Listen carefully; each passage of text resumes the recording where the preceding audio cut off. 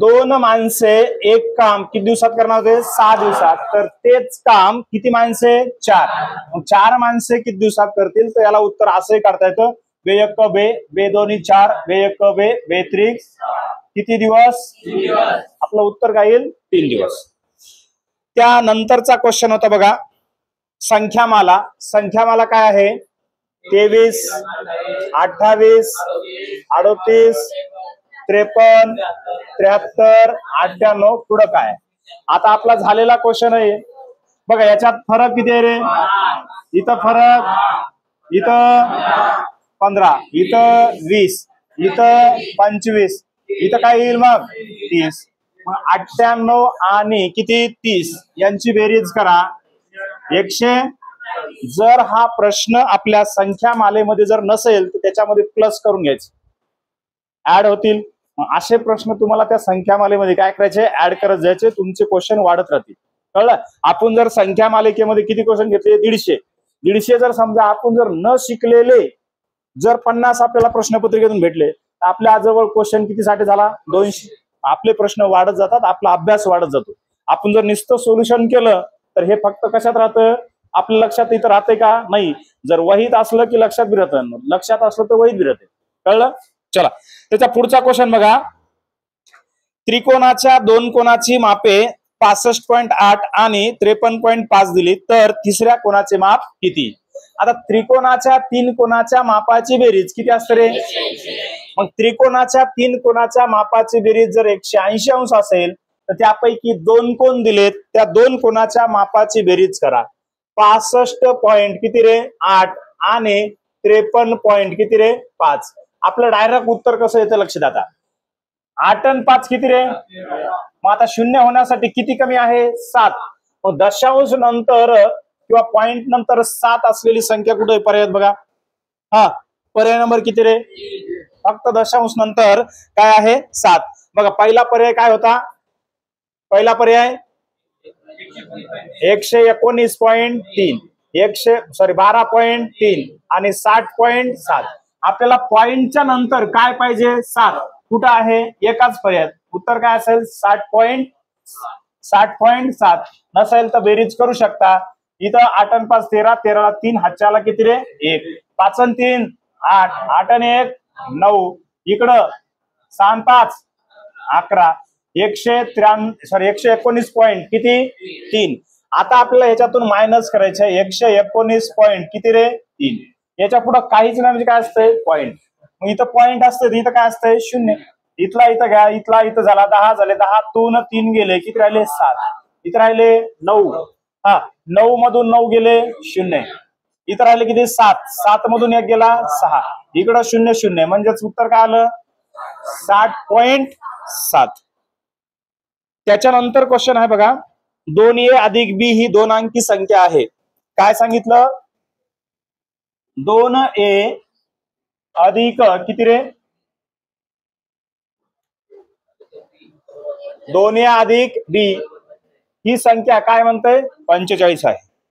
जर एकक स्थानी b असेल म्हणजे या 45च्या एकक स्थानी b असेल, म्हणजेच याची जर फोड केली तर फोड काय होतं रे? 40 आणि काय होतंय? 5. मग एकक स्थानच्या अंकाची किंमत किती आहे? 5. b ची किंमत काय आली? 5. आता शिल्लक कोण राहिलं? 40. मग 2a बरोबर किती? 40. तर a बरोबर 40/2. तर a ची किंमत काय असेल? a ची किंमत 20. याचं उत्तर आहे 20. काय आलं उत्तर? 20. ज्याला झालं नसेल त्याने लिहून घ्या. आलं का? असे खूप वेळा प्रश्न येतात. त्यानंतरचा क्वेश्चन आहे बघा. काय क्वेश्चन आहे रे? अक्षय व निलेश यांच्या आजच्या वयाचे गुणोत्तर काय आहे? 5 4 5. ठीक आहे, 4 5 आहे. 18 वर्षापूर्वी त्यांच्या वयाचे गुणोत्तर काय होते? 11 16. तर अक्षय व निलेश यांच्या आजच्या वयाची बेरीज किती? बघा, लक्ष द्या. उत्तर तोंडी येतो आपल्याला. अक्षय आणि कोण आहेत? अक्षय आणि कोण आहेत, निलेश. यांच्या आजच्या वयाचं गुणोत्तर काय दिलं, 4:5. आणि 18 वर्षापूर्वी त्यांच्या वयाचं गुणोत्तर काय दिलं रे, 11:16. बघा, हे आजचं गुणोत्तर आहे आणि हे 18 वर्षापूर्वीचं आहे. पर्याय काय आहेत बघा, लक्ष द्या. पहिला पर्याय आहे 70, दुसरा पर्याय आहे 90, तिसरा पर्याय आहे 92 आणि चौथा पर्याय आहे त्यांच्या कधीच्या वयाची बेरीज विचारलं तर त्यांच्या वयाची बेरीज किती, म्हणजे आजच्याच वयाची बेरीज आहे.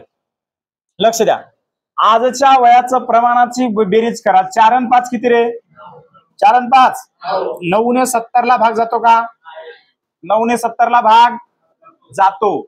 9 ने 92 ला भाग जात, 9 ने 102 ला भाग जात नाही.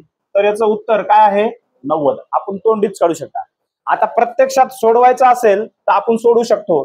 हे आज म्हणजे इथं काही अंक आहे का, शॉर्टकट सांगायचं ना. हा चला, मग आता आज म्हणजे काही अंक आहे का, नाही. आजपासून 18 वर्षापूर्वीपर्यंत यांची बेरीज करा. 0 आणि 18 यांची बेरीज 18. नंतरच्या गुणोत्तरातला फरक कितीचा, 5चा. इकडं तिरपा गुणाकार, 16 चौक 11 पाचे. मग आता 64 आणि 55 मध्ये फरक कितीचा, 9चा. 9 एक 9 दोन्ही 5 दोन्ही 10. गुणाकाराचा अंक कोण आला, 10. आता 10 गुणिले 4 किती रे, मग अक्षयचं वय 40. 10 गुणिले 5 किती, 50. मग दोघांच्या वयाची बेरीज किती आली, उत्तर. तर उत्तर आहे 90. आपण पर्यायानुसार तर असंच काढलं, तरी पण आपल्या प्रत्यक्षात काढायचं असेल तर असं सुद्धा काढता येतं. तर त्यांच्या आजच्या वयाची बेरीज किती वर्ष आहे, 90 वर्ष. समजलं का. बघा, आजचं वयाचं गुणोत्तर दिलं होतं 4:5. 18 वर्षापूर्वी होतं 11:16. बरोबर आहे. मग आज आणि 18 वर्षापूर्वी यांची बेरीज केली, किती आली, 18. नंतरच्या गुणोत्तरातला फरक किती आहे, 5चा. पुन्हा तिरपा गुणाकार 11 गुणिले 16 गुणिले 4 किती, 16 चौक 64 आणि 11 गुणिले 5 किती, 55. याच्यातला फरक किती, 9चा. मग 9 न भाग दिला, 9 दोन्ही 18, 5 दोन्ही 10. या 10 ने इकडं गुणाकार करायचंय. 10 गुणिले 4 40 आणि 10 गुणिले 5 किती, 50. मग अक्षयचं वय 40 वर्ष, निलेशचं वय 50 वर्ष. दोघांच्या वयाची बेरीज 90 वर्ष. समजलं का. हा तर प्रश्न आपला झालेलाच आहे. 56 नंबर 79 नंतर येणारी 7वी समसंख्या कोणती. आता आपल्या तोंडीच उत्तर येणार आहे. बरोबर आहे. 79 सम आहे का रे, नाही. 79 मध्ये आपल्याला 1 मिसळला तर काय झाला, 79च्या नंतरची पहिली समसंख्या कोणती.